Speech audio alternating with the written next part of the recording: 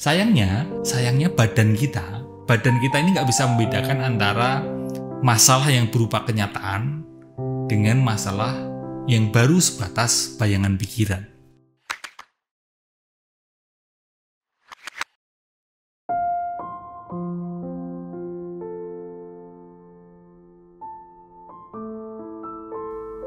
Kamu pernah nggak ketemu seseorang yang kamu takutin gitu, atau misal atasan pekerjaanmu gitu, kamu di tempat kamu kerja, di perusahaan tempat kamu bekerja, ada atasan yang setiap kali ketemu dia kamu itu cemas gitu.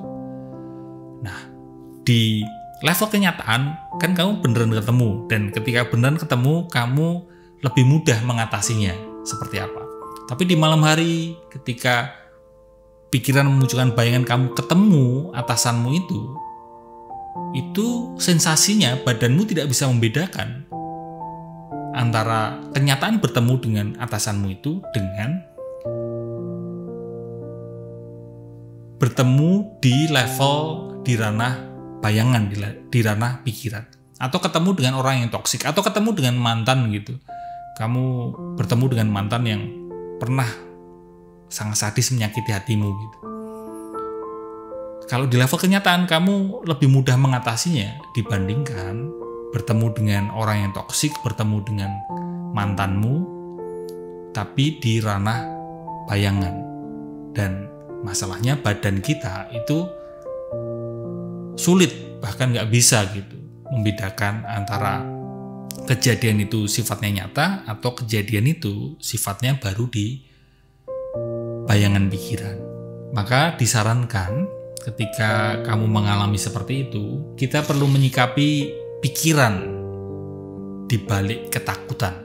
Pikiran berupa bayangan, pikiran berupa imajinasi, pikiran berupa narasi itu dengan cara kamu, bukan cara sih ya, tapi lebih ke pemahaman, understanding, dengan menyadari akibat buruk ketika kita ini terus terjerat, hanyut terseret oleh pikiran tersebut.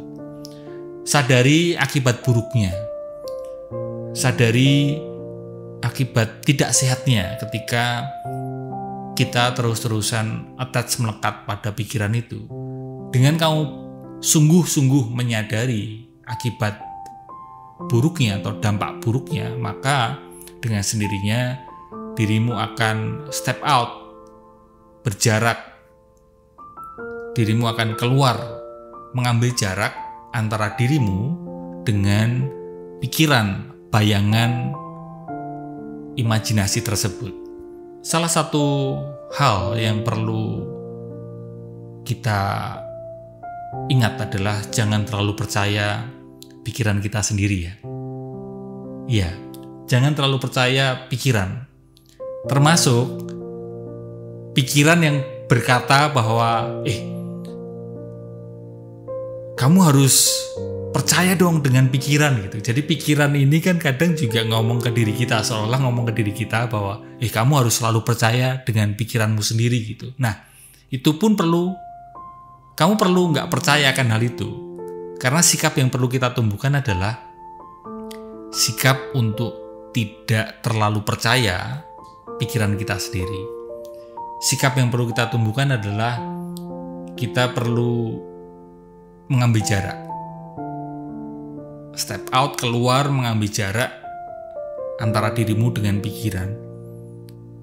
Dan lagi-lagi pikiran akan selalu bilang bahwa kamu itu nggak akan bisa berjarak dengan pikiranmu. Nah, kata-kata pikiran bilang seperti itu, jangan terlalu dipercaya juga. Ya, jangan dipercaya pikiran tersebut. Latihan mendasarnya adalah sadari nafas.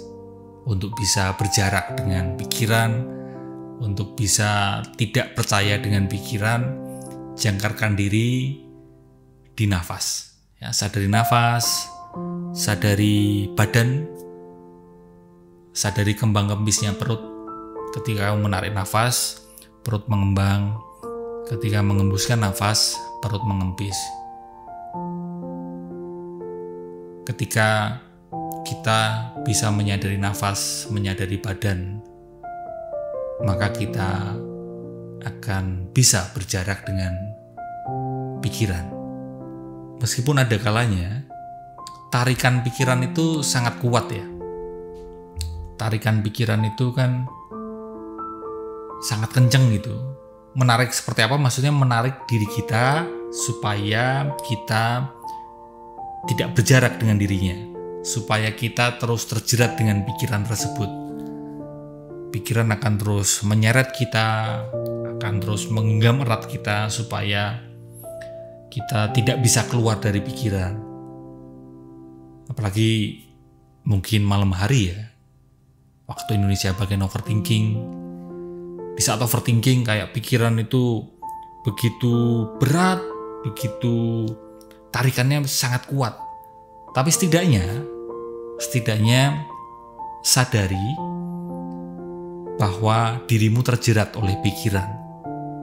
Itu adalah pintu, itu adalah entry point, pintu masuk, langkah awal bahwa kamu menyadari yang terjadi. Yang terjadi adalah dirimu hanyut terseret, dirimu terjerat oleh pikiran. Sadari aja, kamu tidak perlu berusaha untuk keluar dari jeratan itu. Sadari saja bahwa oh ya, diriku sekarang baru terjerat oleh pikiran.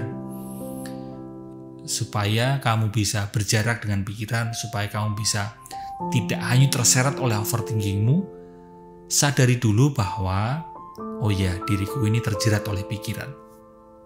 Itu sudah merupakan progres yang baik, pertumbuhan yang baik.